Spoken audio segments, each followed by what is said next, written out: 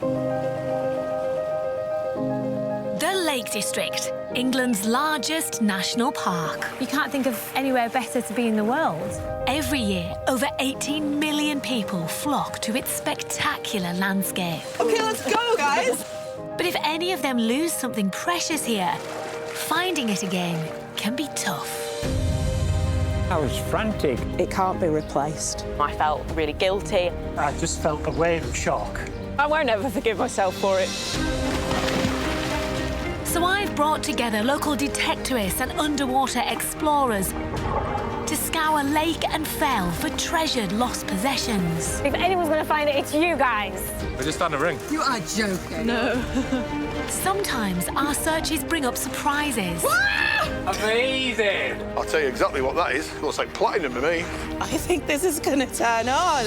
Other times, what we pull up is just rubbish. Oh, legs, they stink! Ready to be transformed into new treasures. Oh.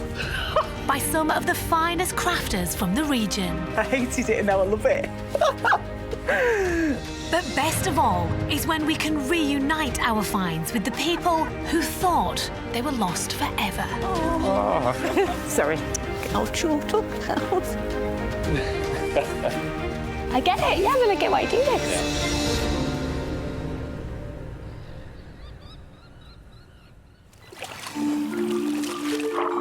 On today's episode... Help us, swans. A difficult underwater search for irreplaceable memories locked inside a lost phone. I had a Springer Spaniel and she passed away, and I had videos from her when she was growing up. It would mean the world to me to get the videos and photos back. Our scuba divers tackle training deep underwater. I think it was about 15 years ago when I first came in, and oh, I was an aeroplane down there. I could swim through it. What's all this about? And can Crafter Dave make dumped scrap metal desirable once again? Wherever your imagination takes you, that's what I do. But for our first search, we're heading to a popular tourist spot on Windermere. Vicki and her family had travelled to the lakes for a big celebration, but what started as a fun day out turned into a disaster. It was my husband's 50th, so we was away for the weekend with my mum and dad and my son. We was just going into Ambleside just to have a walk round, and we just decided to go and have a drink on the lake. And the phone slipped out of my pocket. At that point, I could see the phone in the water, but it was partly buried. Vicki tried for over an hour to fish out her phone, and she was devastated when it eventually disappeared from view. When it hit the water, I felt gutted, because I knew everything that was in there. It meant so much to me, so I just couldn't believe it had happened. Over 7,000 pictures and videos were stored on Vicki's phone. Years of her memories lost to the lake. But she was particularly heartbroken at losing everything she'd captured of her beloved pet dog. I had a Springer Spaniel and she passed away. And I had videos from her when she was growing up. Lots of videos and photos of her just with us as a family. It would mean the world to me to get the videos and photos back of times that we've spent with Molly. We want to do everything we can to get those precious memories back for Vicki.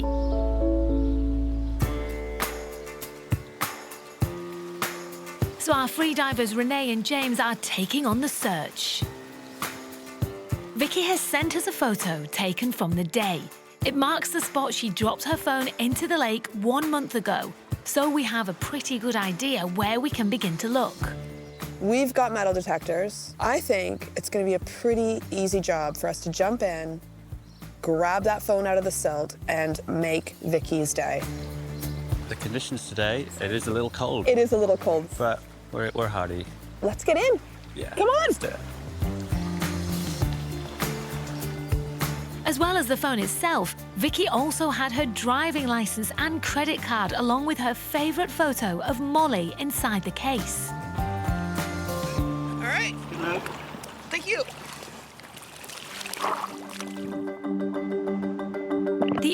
around the jetty is shallow and the water here is fairly still, so the phone shouldn't have gone far. We're hoping it will be a straightforward search, but there is one problem we often face. It's clear. It's just as soon as you start kicking, the silt's coming up. Tackling murky waters will definitely hamper their efforts, but the freedivers are starting to find things. A telescopic polar subscription. A butt. You really have to wait for the silt to go down again. It's a bit of a mess. The silt here is a real setback, but the team aren't giving up without a fight. I'm optimistic. They're determined to reunite Vicki with all her memories. The phone itself, obviously, is just material, and I could order a new phone. It was mainly the photos and videos that I had on there. Molly was amazing. We'd had her for 13 and a half years, and she was just an amazing dog. It's coming up to 12 months, actually, this month, when she passed away. She did mean a lot to us. At the moment, we've found plenty of trash. Not quite got a phone yet, but it'll be under the stuff in theory somewhere. I might be thinking it moved, because it's shallow, but yeah, time will tell. The silt is not the only issue they're facing. They had hoped their metal detectors would lead them straight to Vicki's phone, but that's not going to plan either. It's literally like...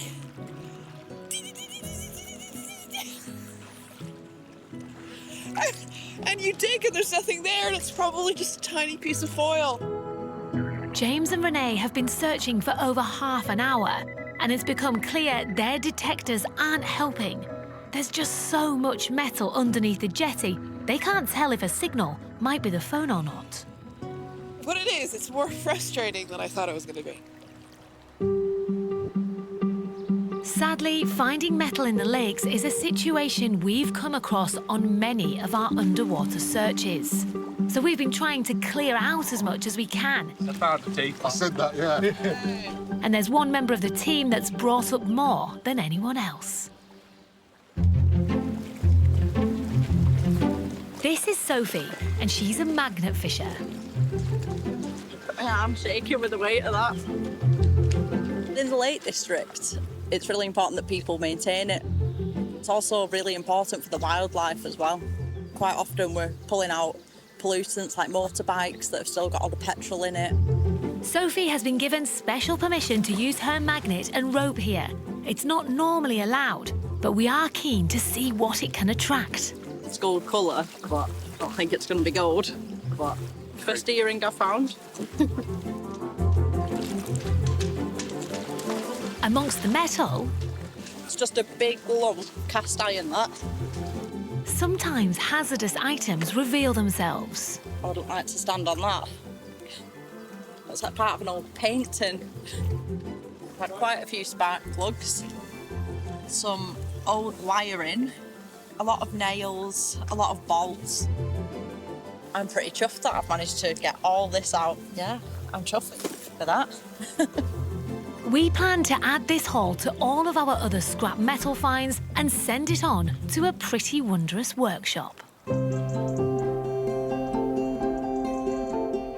Our brilliant local crafter, Dave, can make use of all our salvaged metallic trash. And today, I have another drop-off for him. David? Hello. You all right? What are you making now? Oh, don't put that back in. That looks amazing. Hearts and hooks today. So that is a horseshoe once upon a time? Yeah, aye. And what will you turn it into? A heart. It'd be a conjoined heart. I'll put another one with it. And then maybe add a candlestick or something to it. So do you just go with the flow, or do you have a vision? No, well, you know, romance sells. You turn trash into treasure. That's it. You've got to reimagine. OK, good. I'm hoping that you've got some vision for this stuff. Because I know and I can see... It's hard to know where to look, isn't it? This place is a treasure trove. It is now, yeah. Remember when you used to go to a junk shop when you were a kid? Yes. That's what it's like. So, things for you to have a little look at. That was found in a tarn. First impressions? Some sort of animal. Oh, OK, you've gone straight to what it could be. Yeah, it's got the shape, hasn't it? You can see, like, it's a bird. I love that that is how your mind works. I was expecting you to go, oh, what is it? It doesn't work very often, no. but when it does... Dave, I'm going to leave these with you. Yeah, sure. To do whatever you see fit. OK. I've seen your work. I trust you're going to have a good time. Catch you later. Thank you. Yeah. I can't wait to see what Dave will make.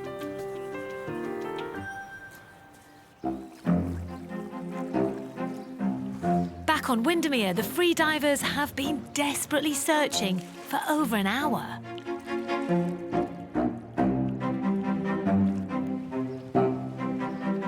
The swans are coming to help. Come help us, swans.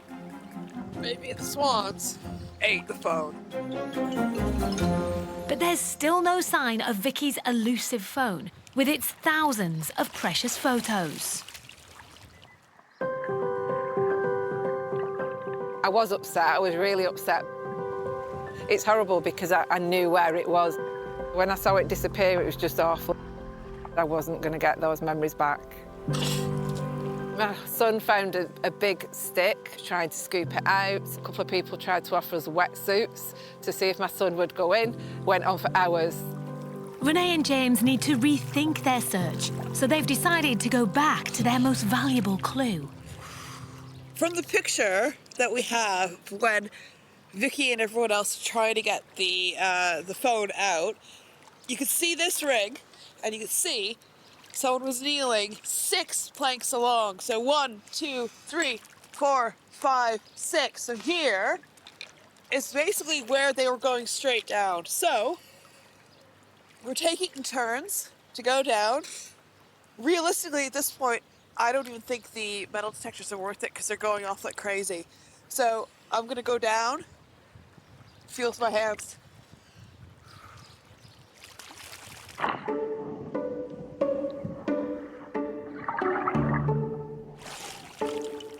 If they saw it, and they were poking at it, where could it go? But even this more targeted approach isn't helping.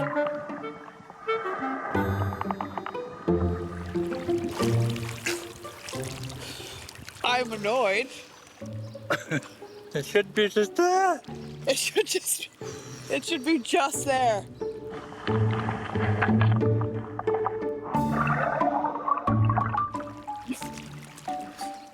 This should be easy. This should be easy.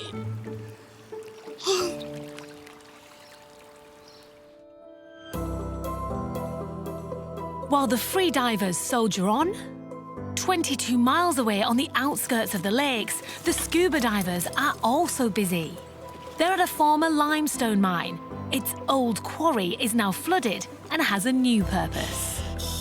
It's a specialist diving site where recreational and professional divers can practice their skills. We're here at Cape Murray Quarry near Carnforth, and it's an inland site, fresh water, usually very, very clear.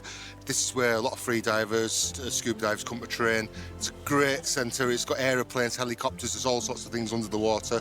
It's not incredibly deep. I think you can get a maximum of 21 metres. I think it was about 15 years ago when I first came in, and oh, I was an aeroplane down there. I could swim through it. What's all this about? It's ghostly. It's very, very eerie, but at the same time, very, very relaxing. You also have these big wrecks and things that people have sunk into them. So over there you have a big plane that's been chopped in half, and you can actually go inside and explore and see all the different controls and that sort of thing. Training amongst obstacles does add to the enjoyment of the dive and allows the divers to practice potentially dangerous situations, such as air failure in an enclosed space. Safety in diving is absolutely very important. There's a lot of things that we have to do to prepare beforehand to make sure that nothing goes wrong. The very, very first thing we do is do a buddy check, just to make sure they haven't forgotten something, left a fastening open, left a hose off or something like that. So we always do a buddy check first. There are 3 main exercises that a recreational diver needs to learn. One's a mask clearance.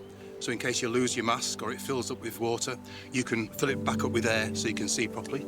Assisted lift, if, for instance, I ran out of air, I would look to my buddy who would rescue me. And the final one is if we come across an unconscious casualty, is being able to safely bring that person back up to the surface. So it's always good to refresh every now and again, and even experienced divers, just to practice. Scuba diving can potentially be dangerous, but it's just like any other sport. I mean, as long as you take the appropriate safety and training seriously, then it shouldn't be a problem.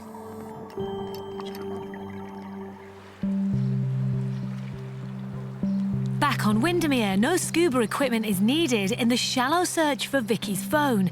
But that doesn't mean it's easy. Because of the water temperature here, James and Renee can't free dive longer than 2 hours, and they only have 10 minutes left. They're going to need a new plan if they've any chance of reuniting Vicky with her lost photos. It's like, how can every little piece of metal be exposed? But the phone! But the phone isn't. I don't know what's going wrong. It's like rake everything. Yeah, raking. Like, that's what I was kind of starting to do. Let's rake. If we do that first, and then we can just shove everything both sides, and then give it a few minutes.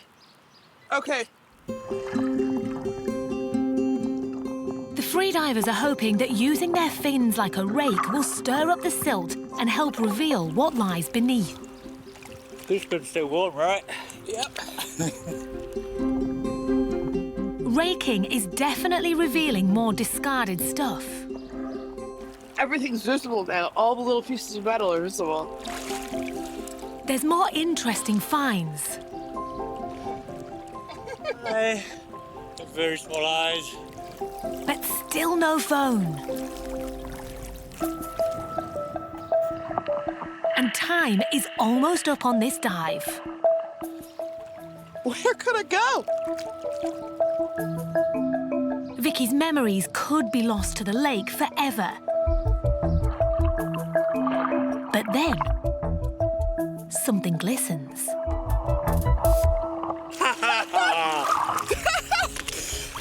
I found it!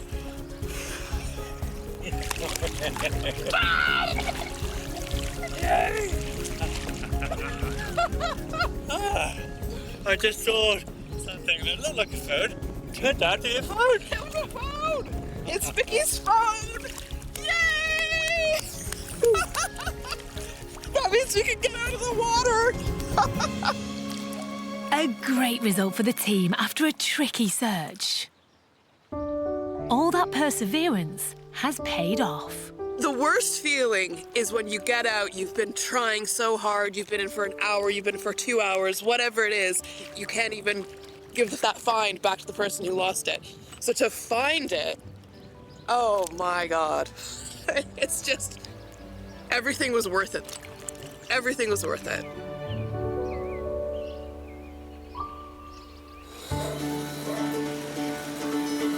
Back in the workshop, Crafter Dave is putting together a plan for some of the rusty scrap metal I dropped off for him. I gathered some more scrap together, unwanted cutlery, some piston valves, part of a child's bicycle. The challenge is to make something from this lot. And that's what I'm going to do.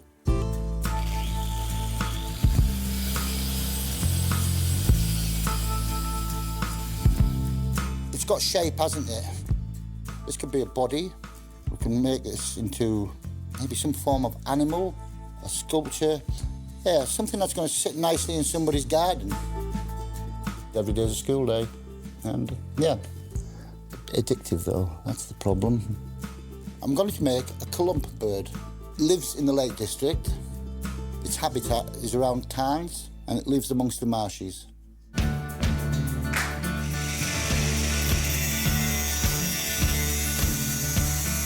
The intention is to create the feathers from the cutlery by cutting them, grinding them off. And these become the flight feathers. And what we'll end up with is a wing. The forks from a bicycle, they're going to be the backdrop, so they're going to need grinding, shaping and welding. So there's a bit of work, quite a few hours involved in it. This is my piece of heaven, yeah? In here all the time now. This is my workspace. You know, if anybody wants me, this is where I am.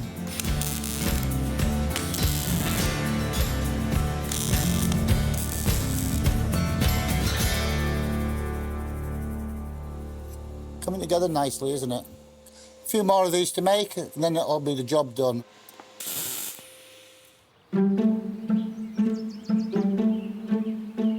Over at our lakeside boat shed, I've set up a chat with Vicki so I can update her on our search for her lost phone. Vicki, hello, nice to see you. Hi, okay. Tell us what Molly meant to the family. She was the best, really. She was lovely. She came everywhere with us when we was on holiday. She came everywhere, knew wherever we went. So I'd take lots and lots, and I don't share that many, so there was on that phone. She was 13 and a half, so there was a lot on there. I'm sorry to hear that. Well, I've got some news for you, Vicki. I'm pleased to say we have the phone. Oh, the phone! You have the phone. Does it have Molly in the back? Oh, straight away. Do you mean this? Yeah, has it got that? Oh, yeah. But the bad news is we can't actually get anything off the phone. It won't actually turn on at the moment. Right, OK. So with your permission, we're going to send this off to an expert and hopefully we'll get it working, or at the very least, get those dog videos off the phone for you.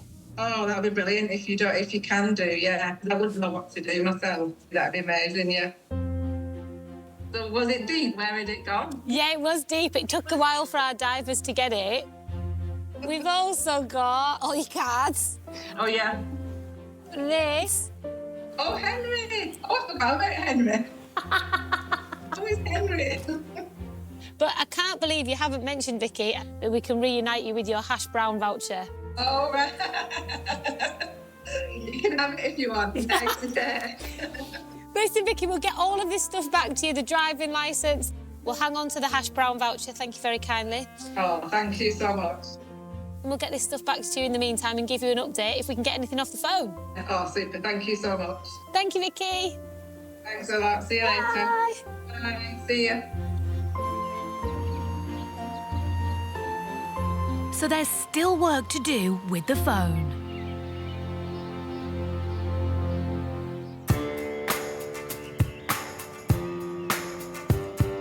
Back at Dave's workshop, his recycled piece of art is coming along nicely. When the pulley arrived, it was completely caked in 150 years of rust. So I cleaned it up, soaked it in good old malt vinegar. That helps remove some of the rust and the gunk.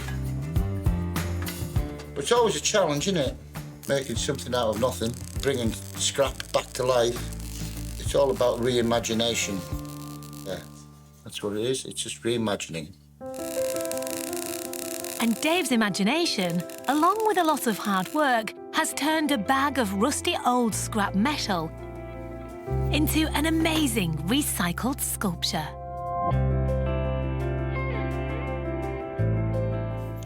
It's like presenting a birthday cake, isn't it, to a 5-year-old? We've got the piston valves here to form the legs. We've got the cutlery, the knives, and form the wings. The eye's made from super glue and my wife's nail varnish. Dave's wonderful Lake District bird made from old scraps will now be put up for sale for a good cause. It's going to go to Silith RNLI as a donation.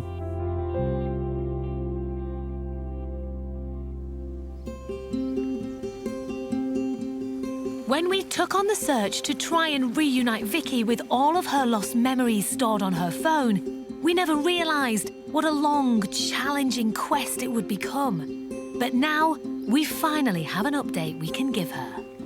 When Helen called me to tell me she'd found my phone, I just felt such a relief. But I was concerned that I wouldn't be able to get the photos and images back still. To get the phone working or to get the photos back, I think it's pretty slim chance, really. And today, freediver Renee is meeting Vicki to share our news. Hi. Hi, okay. Yeah, I'm Renee.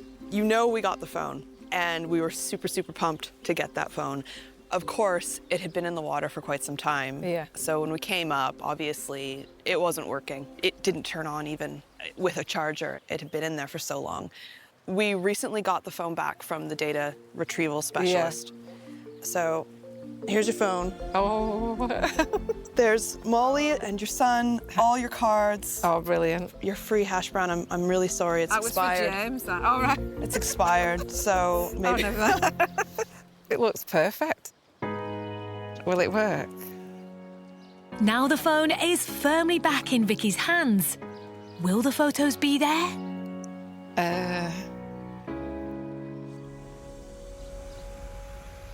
Oh, well, they're all there. Oh, that's amazing. Are they going back forever as well? Have they got them all, or? It looks like it's got everything. Yeah. Oh. It looks like your phone. That is amazing. It's exactly the same way it was when it fell in. Thank you so much. Just looking for... That's her in the water there. Oh, swimming. Yeah. So she liked the lakes too, didn't she? Yeah, she loved. We always went up to the lake. That's amazing. Thank you. Thank you so much. Oh, you know what? I am just absolutely so glad that we could get those back for you. Oh. What I will do is back them up 100%, and I'll spend tonight looking at them. We're going, probably the next few weeks, going through them. It just feels really good. It feels amazing. It's not something that I ever anticipated I would get. I 100% didn't expect to get these back. I thought they'd gone forever. It's just emotional, just to see her, really. I miss her. Can't wait for my son to finish school. He gets emotional about Molly as well.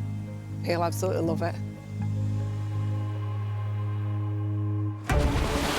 Next time. Down they go, and now we wait.